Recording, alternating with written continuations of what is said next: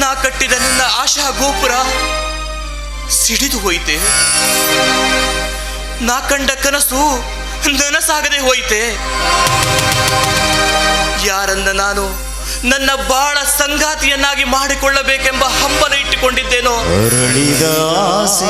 ಅವಳೇ ನನ್ನ ಪ್ರೀತಿಯನ್ನ ನಿರಾಕರಿಸಿ ನನ್ನಿಂದ ದೂರವಾದ ಮೇಲೆ ನಾನು ಬದುಕಿ ಪ್ರಯೋಜನವೇನು?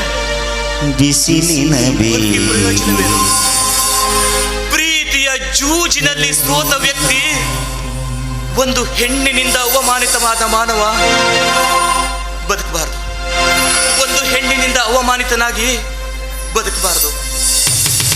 ಹೌದು, ಈ ಅಮರನಿಗೆ ಸಾವೇ ಗತಿ. ಆತ್ಮಹತ್ಯೆ ಮಹಾಪಾಪ ಅಂತಾರೆ ಬಂದವರು. ಆದ್ರೆ ನನ್ನ ಪ್ರೇಯಸಿ ಅಶ್ವಿನಿಯನ್ನ ಮರೆತು ದಿನ ದಿನವೂ ಕ್ರೂರವಾಗಿ ಹಿಂಸೆ ಪಡುತ್ತಾ ಬದುಕುವುದಾದ್ರೂ ಹೇಗೆ? ಇಲ್ಲ ಅರಳಿದ ಒಂದೇ ದಾರಿ. ಈ ಅಮರನಿಗೆ ಒಂದೇ ದಾರಿ, ಆತ್ಮಹತ್ಯೆ.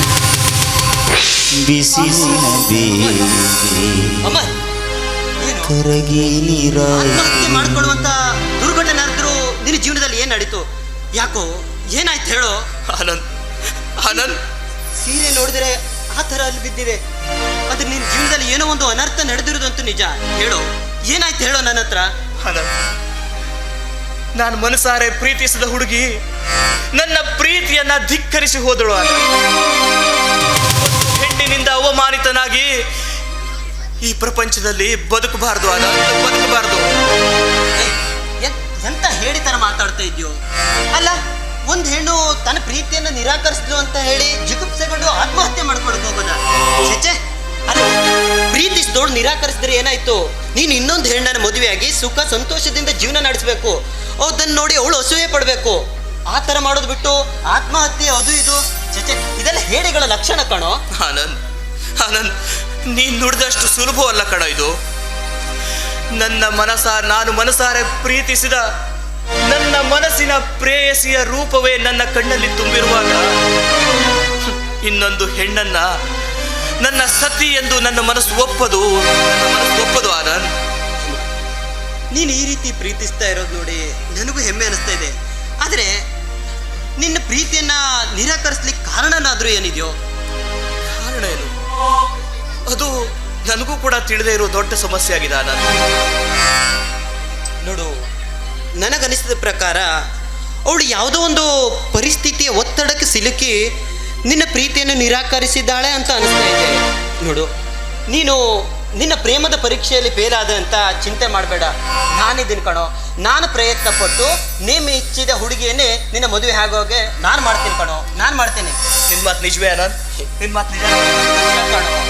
ನಿನ್ನ ಸಂತೋಷಕ್ಕಿಂತ ನನಗೇನಿದೆ ಹೇಳು? ನೋಡು, ನೀ ಯಾರನ್ನು ಪ್ರೀತಿಸಿದ್ಯೋ ಅವಳೇ ನಿನಗೆ ಬಹಳ ಸಂಗಾತಿಗಾಗಿ ಸಿಗೋ ಹಾಗೆ ನಾನು ಮಾಡ್ತೀನಿ. ಇದು ನಿನ್ನ ಸ್ನೇಹದ ಮೇಲೆ ಆಣೆ ಕಣೋ. ಚಿಂತೆ ಯಾಕೆ ಮಾಡುತ್ತೀಯೋ ಗೆಳೆಯ ಗೆಳೆಯ?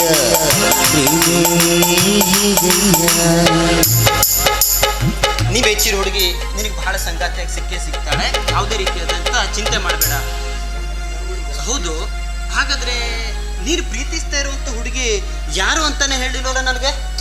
ಆನಂದ್, ಅವಳು PSI ಪ್ರಭಾಕರ್ ಅವರ ಏಕೈಕ ಸಹೋದರಿ ಮಿಸ್ ಅಶ್ವಿನಿ.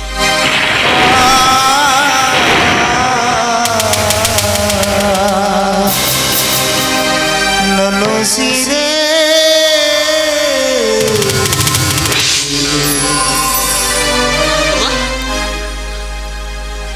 ನೀನು ಪ್ರೀತಿಸ್ತಾ ಇರೋ ಹುಡುಗಿ, ನೀನು ಮದುವೆ ಆಗ್ಬೇಕು ಅಂತ ಇರೋಳು ಆ PSI ಪ್ರಭಾಕರ್ನವರ ತಂಗಿನ?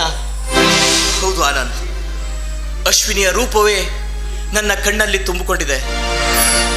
ನನ್ನ ಹೃದಯದಲ್ಲಿ ಅಶ್ವಿನಿಯ ಹೆಸರನ್ನ ಬಿಟ್ಟರೆ ಬೇರೆ ಏನೂ ಇಲ್ಲ. ಅಶ್ವಿನಿ ಅಂತ ತಡವರಿಸ್ತಾ ಇರ್ತದೆ ಆನಂದ್.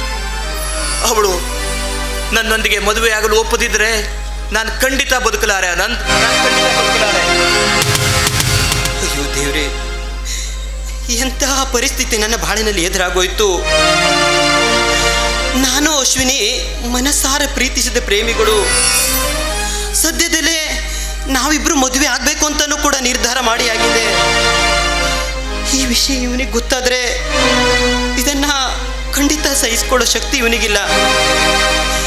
ಅಶ್ವಿನಿ ಅಂತೂ ನನ್ನನ್ನು ಮರೆತು ಇವನನ್ನು ಮದುವೆ ಆಗ್ಲಿಕ್ಕಂತೂ ಖಂಡಿತ ಒಪ್ಪೋದೇ ಇಲ್ಲ. ನಾನು ಬೇರೆ ನೀ ಮೆಚ್ಚಿದ ಹುಡುಗಿಯನ್ನೇ ನಿನ್ನ ಬಹಳ ಸಂಗಾತಿಯನ್ನಾಗಿ ಮಾಡಿಸ್ತೇನೆ ಅಂತ ಮಾತು ಕೊಟ್ಟು ವಚನದಲ್ಲಿ ಭ್ರಷ್ಟನಾಗ್ಬಿಟ್ಟೆ, ವಚನದಲ್ಲಿ ಬಂದಿಯಾಗ್ಬಿಟ್ಟೆ. ಏನು ಮಾಡಲಿ, ಏನು ಮಾಡಲಿ? ಆನಂದ್, ಇಲ್ಲ, ನನ್ನ ಪ್ರಾಣ ಸ್ನೇಹಿತನಿಗೋಸ್ಕರ, ಆತನ ಸಂತೋಷಕ್ಕೋಸ್ಕರ ನಾನೊಂದು ತ್ಯಾಗಕ್ಕೆ ಸಿದ್ಧನಾಗಿದ್ದೆ. ನನ್ನ ಅಶ್ವಿನಿಯನ್ನು ನಾನು ಮರೆತು ಹೇಗಾದರೂ ಅಶ್ವಿನಿಯನ್ನ ಒಪ್ಪಿಸಿ ಇವನೊಂದಿಗೆ ಮದುವೆ ಮಾಡಿಸ್ಲೇಬೇಕು. ಇದು ಒಂದೇ ನನಗೆ ಉಳಿದಿರುವ ದಾರಿ, ಇದು ಒಂದೇ ಉಳಿದಿರುವ ದಾರಿ ನನಗೆ. ಆನಂದ್, ಅಶ್ವಿನಿಯ ವಿಷಯ ಹೇಳಿದ ಕೂಡಲೇ ಏನೋ ಒಬ್ಬನೇ ವಿಚಾರ ಮಾಡ್ತಾ ಇರುವೆಲ್ಲ. ಹಾಗೇನಿಲ್ಲ ಕಣೋ, ನಿಮ್ಮಿಬ್ಬರ ನೀನು ಪ್ರೀತಿಸ್ತಾ ಇದೆಯಲ್ಲ, ನಿಜ ಆನಂದ್. ಆ ವಿಚಾರವನ್ನ ಅಶ್ವಿನಿಗೆ ಹೇಗೆ ಹೇಳೋದು ಅಂತ ವಿಚಾರ ಮಾಡ್ತಿದ್ದೆ ಅಷ್ಟೇ, ಮತ್ತೇನೇನಿಲ್ಲ. ಹೌದಾ? ನೋಡು, ನೀನೇನು ಚಿಂತೆ ಮಾಡಬೇಡ. ನೀ ಮೆಚ್ಚಿರೋ ಹುಡುಗಿ ನಿನಗೆ ಬಹಳ ಸಂಗಾತಿಯಾಗಿ ಸಿಕ್ಕೇ ಸಿಗ್ತಾಳೆ. ನಾನೇ ಮುಂದೆ ನಿಂತು ನಿನ್ನ ಮದುವೆ ಮಾಡಿಸ್ತೀನಿ ಕಣೋ. ಇದು ಆ ದೇವರ ಆಣೆಗೂ ಸತ್ಯ ಕಣೋ, ಸತ್ಯ. Thank you so much Anand. ಈ ನಿನ್ನ ಉಪಕಾರವನ್ನ ನಾನು ಎಂದಿಗೂ ಮರೆಯಲಾರೆ. ಸ್ನೇಹಕ್ಕೆ ಸ್ನೇಹ, ಪ್ರೀತಿಗೆ ಪ್ರೀತಿ, ನಾನು ಸ್ನೇಹ ಜೀವಿ, ನೀನು ಸ್ನೇಹ ಜೀವಿ, ಲೋಕವಿಲ್ಲ ಸ್ನೇಹ ಚಿರಂಜೀವಿ, ಅಡುವರು ಸ್ನೇಹ ಜೀವಿ.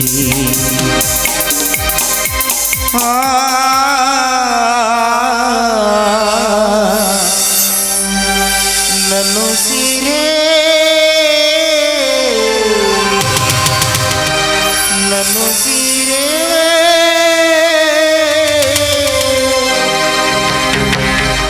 ಜೊತೆಯಲ್ಲಿ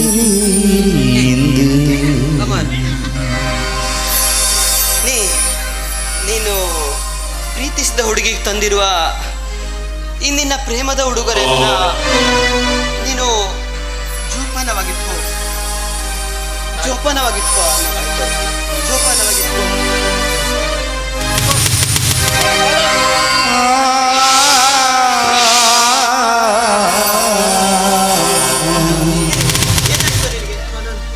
ಏನಾಯ್ತು? ಬೇಗ ಹಾಸ್ಪಿಟ್ಲಿಗೆ ಹೋಗೋಣ.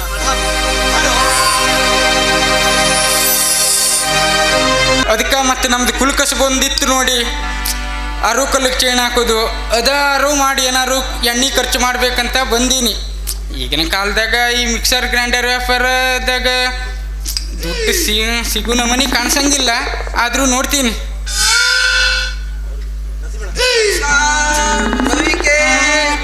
ಸೀರೆ ಬಂದ್ರೆ ಡಿಸ್ಕೌಂಟ್ ಅಲ್ಲಿ ಕೊಡ್ತೀನಿ. ಮುರಾರಿ, ಇದೇನ್ಲೇ ಹೋಗಿ ಸಾಹೇಬ್ರ ಜೊತೆ ನೌಕರಿ ಬಿಟ್ಟೇನ ಮತ್ತೆ ಲಂಗ ಮಾರಕತ್ತಿಯಲ್ಲ? ನೋ ಮಾರಾಯ, ಬೆಳಗಿನ ಜಾವದಾಗ ಒಂದ್ ಕನ್ಸ್ ಬಿದ್ದಿತ್ತು. ಕನಸ? ಹಾ, ನಿಂಗೆ ಕನಸಂದ್ರೆ ಓಸಿ ಕನಸ ಬಿದ್ದಿರ್ತಾವ ಬಿಡು. ನೋ ಮಾರಾಯ, ಬೆಳಗಿನ ಜಾವನ್ ಓಸಿ ಕನ್ಸು ಅದನ್ನ ಬಿಡಿಸಿ ಓಸಿ ಆಡ್ಬೇಕಂದ್ರೆ ಜೇಬ್ನಲ್ಲಿ ಕೌಡೆ ಕಾಸು ಇಲ್ಲ. ನಮ್ಮ ಹಣಿ ಬರನೇ ಇಷ್ಟು ಬಿಡು ಯಾವಾಗ್ಲೂ. ಆ ಕೌಡೆ ಕಾಸು ಮಾಡ್ಲಿಕ್ಕೆ ಏನಾದ್ರು ಮಾಡ್ಬೇಕಲ್ಲ. ಈಗ ಮಾಡ್ಲೇಬೇಕು, ಅದಕ್ಕೆ ಇದನ್ನು ಮಾರ್ಕೊಂತ ಹೊಂಟೇನ? ಚಟ ಅವನು ಏನ್ ಮಾಡಕ್ ಬರ್ತೈತೆ? ಏನೂ ಮಾಡಕ್ ಬರಂಗಿಲ್ಲ, ಚಟನೇ ಮಾಡು. ಹಿಂಗೆ ಮಾತಾಡ್ತಾ ಇದ್ರೆ ವ್ಯಾಪಾರ ಮಾಡಕ್ ಆಗಲ್ಲ. ಬರ್ರೆ ಡಿಸ್ಕೌಂಟ್ ಅಲ್ಲಿ ಕೊಡ್ತೀನಿ. ಸೀರೆ, ಲಂಗ.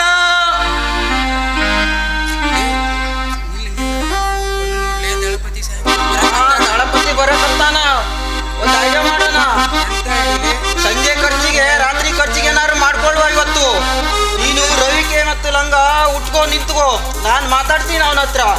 ಬಿಡ, ನಾನು ಸೀರೆ ಉಟ್ಕೊಂಡು ಆದ್ರೆ ಅವನು ಹೆಂಗ್ ದುಡ್ಡು ಕೊಡ್ತಾನೆ ನಮ್ಗೆ ಅದರಿಂದ ಏನು ಅವನಿಗೆ ಸ್ವಲ್ಪ ಹಿಂಗ್ಸ್ರು ಮಾಡಿ ಬಾಳ್ ಉಂಟು.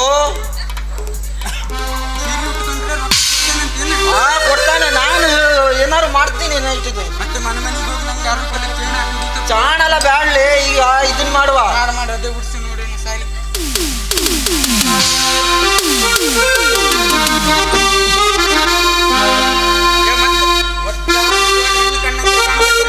ಮಾಡ್ತೀನಿ ಅವನಿಗೆ.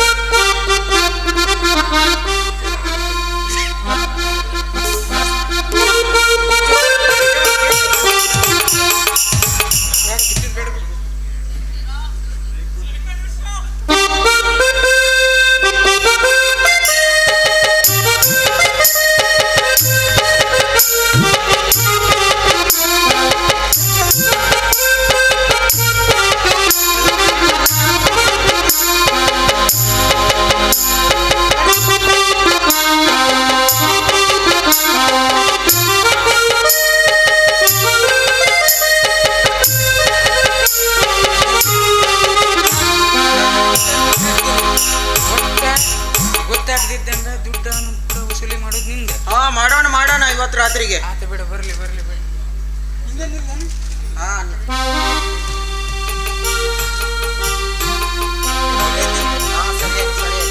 ಸರಿ ಉಟ್ಕೋ ಮಾರಾಯ, ಬರ್ತಾನ ಅವನು.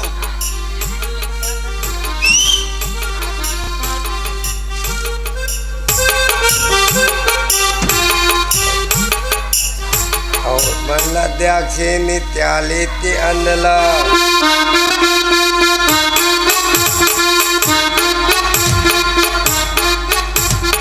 तुझ्यार वय्यार आतत्त बंगला औड मल्लाध्यक्षे नित्याले ते आणला तुझ्यार वय्यार आतत्त बंगला ते जरे चिम्म तारिय मैन लागली बोलैल देवा लागली बोलैल नवीन बापट लाला बेटी बेटी बोलैल देवा नवीन बापट लाला बेटी बेटी बोलैल पोपट मादा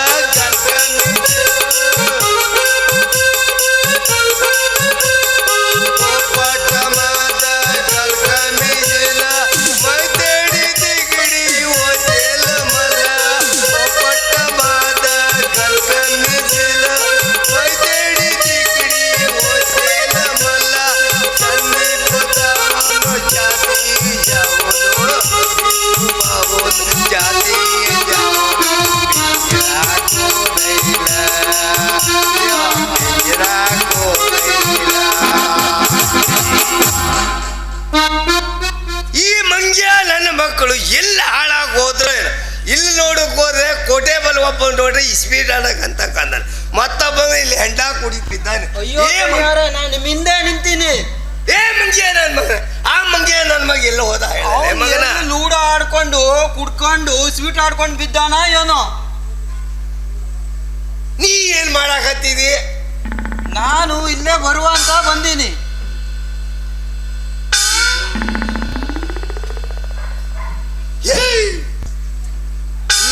ಯಾರು ಹೊಡ್ಕ ಬಂದಿಲ್ಲ ನಾನು ಯಾಕೆ ಹೊಡ್ಕೊ ಬರ್ಲು? ನಾನು ಇಡ್ತೀನಿ, ನನಗೆ ಸಾಕಾಗಂಗಿಲ್ಲ.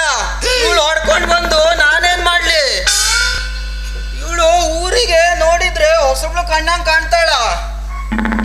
ಏನ್ ಮಾತಾಡ್ಸ್ಲೇನು? ಚಾನ್ಸ್ ಸಿಕ್ಕಿದ್ರು ಸಿಕ್ಬಹುದು. ಮಾತಾಡ್ಸ, ಯಾರು ಬೇಡ ಅಂತಾರ ಹೇಳ. ಓ, ನಿಮ್ಮ ಊರು ಯಾವ್ದಾಯ್ತು? ಎಲ್ಲ ಬಿಟ್ಟೂರನಂದ್ರಿ, ಎದಕ್ ಕೇಳಕತ್ತೀರ? ಹೌದೇನ್ರಿ? ನಮ್ಮೂರ್ ದಳಪತಿ ನಿಂತಾರಲ್ಲ ಅವರು, ನಮ್ಮೂರಿನ ಅಗರ್ಭ ಶ್ರೀಮಂತರು. ಹೆಸರೇನಂದ್ರಿ?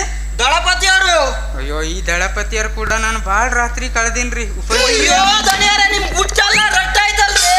ಬಾಯಿ ಮುಚ್ಚಲೆ ಮನೆ, ಬಾಯಿ ಮುಚ್ಚು. ಮತ್ತೆ ಉಪಯೋಗಿಲ್ರಿ ಆ ಮನುಷ್ಯ. ನೋಡು, ಇಲ್ಲಿ ಹೇಳಕ್ ಹೋಗ್ಬೇಡ, ಮನೆಯಾಗೆಲ್ಲ ಬಿಡ್ಸಿ ಹೇಳ್ತೇನೆ ನೋಡು. ಆದ್ರೂ ನಿಮ್ ಮರ್ಯಾದೆ ಅಲ್ಲ, ಊರಿಗೆಲ್ಲ ಗೊತ್ತಲ್ರಿ. ಮತ್ತೆ ಏನ್ ಮಾಡಕಂತಿ ಹೇಳಿಬೇಕು ಅಂತಿದ್ದ. ಆ ಮುಕ್ಕುಂದ ಎಲ್ಲೋದ? ಮುಕ್ಕುಂದ ಮುಕುಂದ ಇಲ್ಲೆಲ್ಲ ಎಲ್ಲೂ ಇಲ್ರಿ. ಮತ್ ಸಾಹೇಬ್ರಿ ಏನ್ ಹೇಳಕತ್ತಾರ್ರಿ?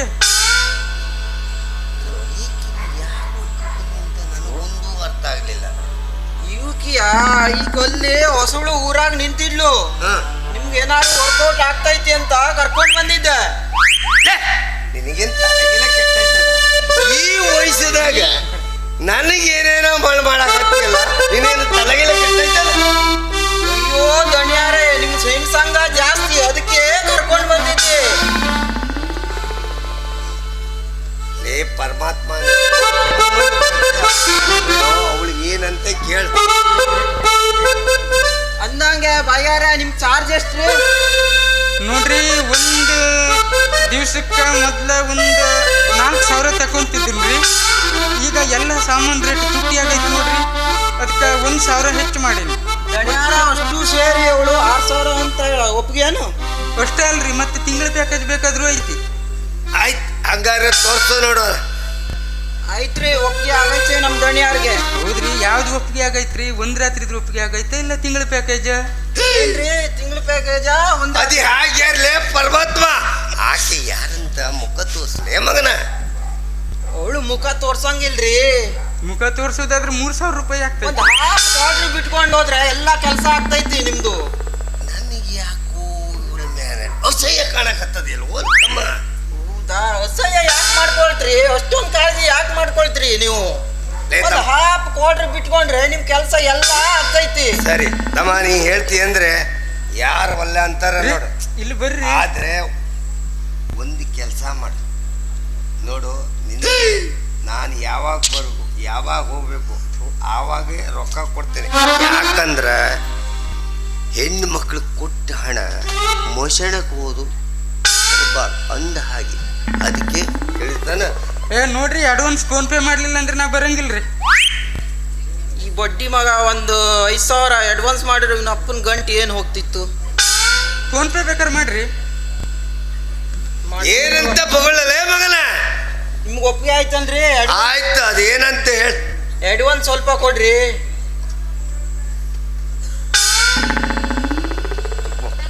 ಫೋನ್ ಪೇ ಆಯ್ತ್ರಿ, ಒಪ್ಪಿಗೆ ಆಯ್ತ್ರಿ.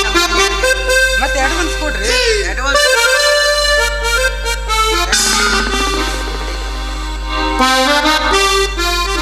ಆಯ್ತು, ಒಪ್ಪಿಗೆ ಆಯ್ತು. ಒಪ್ಪಿಲ್ರಿ, ನೀವು ಅಡ್ವಾನ್ಸ್ ಏನು ಕೊಟ್ಟಿಲ್ಲ. ರೊಕ್ಕ ದಣಿಯರು ಅಡ್ವಾನ್ಸೇ ಕೊಡಂಗಿಲ್ಲ. ಅಡ್ವಾನ್ಸ್ ಕೊಡಂಗಿಲ್ರಿ. ಒಂದ್ ಸ್ವಲ್ಪ ಜಾಸ್ತಿ ಕೊಡ್ರಿ. ಇಲ್ಲ ಅಂದ್ರೆ ನಾನು ಬೇರೆ ಊರಿಗೆ ಹೋಗ್ತೀನಿ.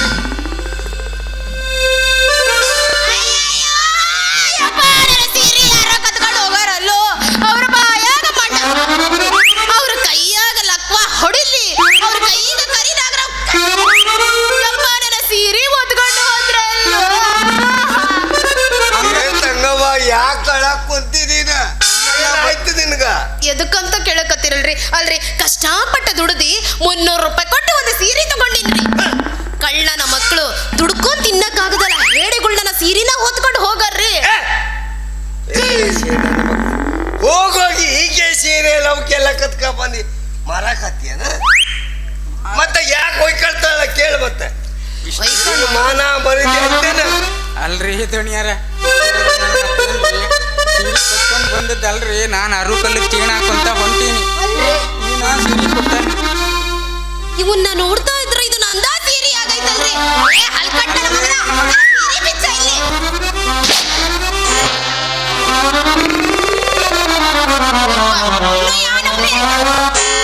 ಅವನ್ ಯಾಕೆ ಬೈಯಕತ್ತಿದ್ದೆ? ಅದು ನಾನು ಹಿಡ್ತಿದ್ದು, ನಾನ್ ಕೊತ್ಕೊಂಡು ಬಂದಿದ್ದು. ಮಂಗ್ಯ ನನ್ನ ಮಕ್ಕಳೇ, ಬೇಕಾಗಿತ್ತ ನಿಮ್ಮ ಮಾನ ಬರೋದು ಎಲ್ಲ ಹರಾಜಾಗಿ ಹೋಗೈತೆ. ಎಂತ ಮಾಡಿ ಸಾಯು. ನಿಮ್ಮ ಮೊದ್ಲೇ ಸರಿ ಹೇಳಿದೆ, ಅಲ್ಲಲೇ ಮುಕುಂದ, ಮಾಡಬೇಡ ಮಾಡಬೇಡ ಹೇಳಿ. ಮುಕುಂದ, ಮನುಷ್ಯನಾಗಿ ಹುಟ್ಟಿದ ಮೇಲೆ ದುಡಿದು ತಿನ್ಬೇಕು. ಈ ನಮ್ಮನೆ ಕಳುವು ಮಾಡಿ ಮರ್ಯಾದೆ ಕಳ್ಕೊಂಡ್ಬಾರ್ದಲ್ಲೇ. ನಮಗ್ ದುಡ್ದು ಪಗಾರ ಇವ್ರು ಕೊಡಂಗಿಲ್ರಿ. ದುಡ್ಡು ತಿನ್ಬೇಕು ಅಂತಾನೆ ಮಾಡಿವಿ, ಆದ್ರೆ ಇವ್ರು ಪಗಾರ ಕೊಡಂಗಿಲ್ಲ. ಏನ್ ಮಾಡಿ ಸಾವಿದ್ರಿ? ದಿನ ಖರ್ಚಿಗೆ ಏನಾದ್ರು ಮಾಡ್ಬೇಕಲ್ರಿ. ಅದಕ್ಕೆ ಇಂಥದ್ದೇನಾದ್ರು ಮಾಡೋದು ಅನಿವಾರ್ಯ ಆಗೈತ್ರಿ. ನೋಡ, ಈ ನಮ್ಮನೆ ಕುಡ್ದಿ ನೀ ನಿಂಗೆ ವ್ಯಾಪಾರ ಮಾಡ್ದಿ ಅಂದ್ರ ಜೀವಮಾನದಾಗ ನೀ ಉದ್ಧಾರ ಆಗಂಗಿಲ್ಲ. ಹೋಗ್ಲಿ ಬಿಡ. ಆ ಲಂಗನು ರವಿಕಿನು ಯಾರ್ದು ಓದ್ಕೊಂಡ್ ಬಂದಿ ಅದನ್ನ ಕೊಟ್ಬಿಡಲ್ಲ. ಅದು ನನ್ನ ಹೆಂಡತಿ ಕತ್ಕೊಂಡ್ ಬಂದಿದ್ದೆ. ನಿನ್ನ ಹೇಳ್ತಿದ್ದ ಅವ ಕತ್ಕೊಂಡ್ ಬಂದ. ನೀ ಎಲ್ಲಿ ಹೇಳ್ತಿದ್ದಲ್ಲೇ ಅವಾಗ. ಆಮೇಲೆ ಮುಂದೆ ಡೈಲಾಗ ಅಷ್ಟ ಮುಗೀತು. ಅಲ್ಲ ನಿನಗೇನಾರು ಒಂದಿಟ್ಟು ಮಾನ ಮರ್ಯಾದೆ ಐತಾ? ನೀನು ಹೆಣ್ತಿದ ರವಕಿ ಕೊಟ್ಟಿ ಅಂದ್ರ ಚಲೋ ಹೋತು, ಇಲ್ಲ ಅಂದ್ರ ಮಗನ ನಾ ಏನ್ ಮಾಡ್ತೀನಿ ನೋಡ್ತಾ ಇರಲ್ಲ. ಇಡಕ ನಮಗೂ ಬೇಡ ಸಾಹೇಬ್ರಿಗೆ, ನಿಮಗೆ ಗತಿ ತಕೊಳ್ಳಿ. ನಿಮ್ಮ ಬುಕ್ಕಕ್ಕೆ ಮಂಗಳಾರತಿ ಮಾಡೋದು ಸಾಕಲ್ಲ, ನಡಿ ಮತ್ತೆ. ನಿಮ್ಮ ಅಪ್ಪ ಕೂದಲೆಲ್ಲ ಮಂಗಳಾರತಿ ಮಾಡಿಸ್ಕೊಳ್ಳುವುದೇ ಆಯ್ತು ರೀ.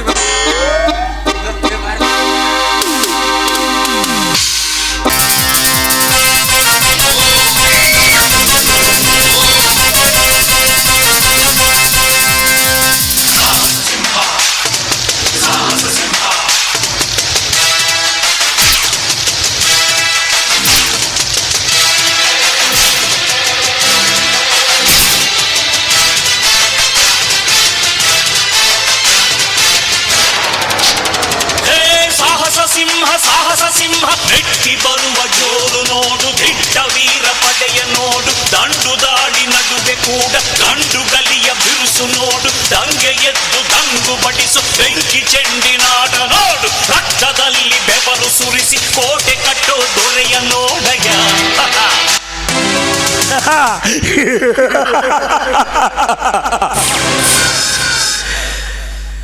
ಸತ್ಯಂ ಶಿವಂ ಸುಂದರ.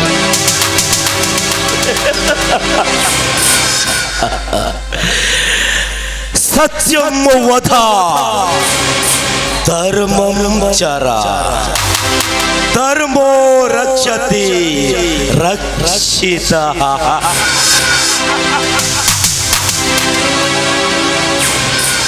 ಸತ್ಯ ಧರ್ಮವನ್ನು ನಾವು ಕಾಪಾಡಿದ್ರ ಸತ್ಯ ಧರ್ಮ ನಮ್ಮನ್ನ ರಕ್ಷಿಸುತ್ತಂತೆ. ಇದನ್ನ ನಂಬಬೇಕು. ಅದು 20ನೇ ಶತಮಾನದ ಮೂಢರಿಗೆ ಮಾತ್ರ. ಇವತ್ತಿನ ಈ ಕಲಿಯುಗದಲ್ಲಿ ಹಣವಿದ್ದ ನಮ್ಮಂತ ಧನಿಕರೇ ಸತ್ಯ ಧರ್ಮ ನ್ಯಾಯ ನೀತಿ ಅಲ್ಲ.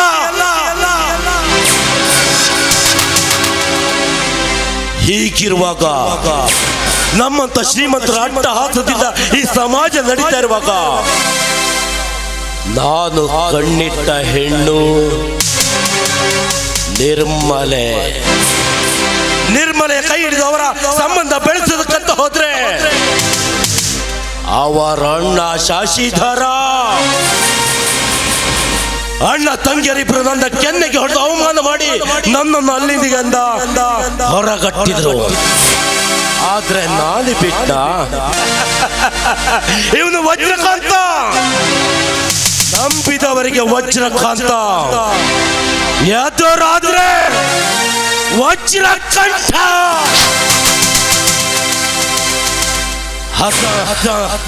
ಆದ್ರೆ ನಾನು ಬಿಟ್ಟಿಲ್ಲ. ಆ ನಿರ್ಮಲೆ ಗಂಡ ನರೇಂದ್ರನಿಗೆ ಇಲ್ಲ ಸಲದ ಮಾತನ್ನು ನಂಬಿಸಿ ಅವನನ್ನ ಸುರೆಯ ದಾಸನ ಮಾಡಿ ನಿರ್ಮಲೆಯ ಬಾಳನ್ನ ಕಣ್ಣೀರನ್ನ ಗೋಳಾಗಿ ನಿರ್ಮಿಸಿದೆ. ಎರಡನೇದಾಗಿ ಅಶ್ವಿನಿಯ ಮೇಲೆ ಕಣ್ಣಿಟ್ಟೆ. ಅಶ್ವಿನಿಯ ರೂಪ ಸೌಂದರ್ಯಕ್ಕೆ ನಾನು ಮಾರು ಹೋಗಿ ಹೇಗಾದ್ರೂ ಮಾಡಿ ಆ ಮಾಗಿದ ಹಣ್ಣನ್ನ ಕುಕ್ಕಿ ತಿನ್ನಬೇಕು ಅಂತ ಹೋದೆ. ಆದರೆ ಅಶ್ವಿನಿಯು ಕೂಡ ನನ್ನ ಕೈ ತಪ್ಪಿ ಹೋಯ್ತು. ಬರೀ ಕೈ ತಪ್ಪಿದ್ರೆ ತೊಂದರೆ ಇಲ್ಲ. ಅಶ್ವಿನಿ ನನ್ನ ಕೆನ್ನೆಗೆ ಹೊಡೆದು ಅವಮಾನ ಮಾಡಿದ್ರು. ಕೆನ್ನೆಗೆ ಹೊಡೆದು ಅವಮಾನ ಮಾಡಿದ ಹೆಣ್ಣನ್ನ ಬಿಟ್ಟರೆ ನನ್ನಂತ ಕಂಡು ಜಾತಿಗೆ ಅವಮಾನ ಅಂತ ತಿಳಿದು ಮೇಲೆರಗಿ ಕೊಕ್ಕಿ ತಿನ್ನೋದಕ್ಕಂತ ಹೋದ್ರೆ ಅವಳ ಪ್ರಿಯತಮ ಆನಂದ ಬಂದು ನನ್ನ ಪೂಜೆಯನ್ನು ಕೆಡಿಸೇ ಬಿಟ್ಟ. ಆದ್ರೆ ಅಶ್ವಿನಿ, ನೀ ನನ್ನ ಕೆನ್ನೆಗೆ ಹೊಡೆದಿರು ಅಪ್ಪಟ ಬಂಗಾರ ಕಡೆ ನೀನು. ಪವಿತ್ರ ಪಾತ್ರೆಯಲ್ಲಿಟ್ಟ ಹಾಲು ಕಡೆ ನೀನು. ಹಾಲಿನಿಂದ ಮೊಸರು, ಮೊಸರಿಂದ ಬೆಣ್ಣೆ, ಬೆಣ್ಣೆಯಿಂದ ಬಂದ ತುಪ್ಪದಷ್ಟೇ ನಯವಾದ ಹೆಣ್ಣು ಕಡೆ ನೀನು. ಅಶ್ವಿನಿ, ಎಷ್ಟಾದರೂ ನೀನು ನನಗೆ ಬೇಕಶ್ವಿನಿ. ನೀ ನನಗೆ ಬೇಕು ಅಶ್ವಿನಿ, ಅಶ್ವಿನಿ. ನನ್ನ ಕನಸಿನ ಲೋಕದಲ್ಲಿ ನಾವಿಬ್ಬರು ಸೇರಿ ತೇಲಾಡುವ ಅಶ್ವಿನಿ.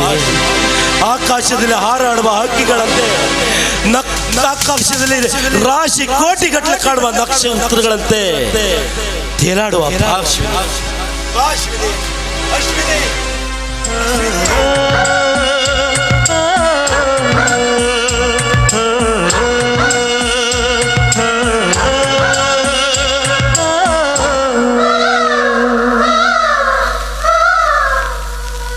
ಹೊಂಬಾಳೆ ಹೊಂಬಾಳೆ ಪ್ರೀತಿಯ ಹೊಂಬಾ